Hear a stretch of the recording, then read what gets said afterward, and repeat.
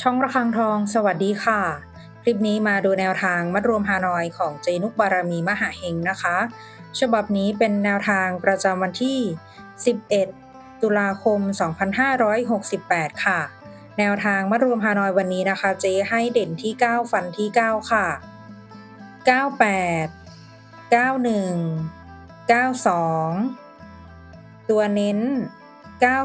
93 ชุด 3 ตัว 590 ตัดเล่นตามชอบได้เลยนะคะ แนวทางโดยเจนุกบารมีมหาเฮงค่ะ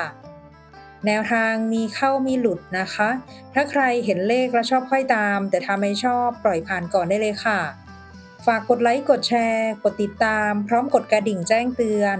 เพื่อที่จะไม่พลาดคลิปใหม่ๆ จากช่องระฆังทองด้วยนะคะ ขอบพระคุณทุกท่านที่เข้ามารับชมค่ะ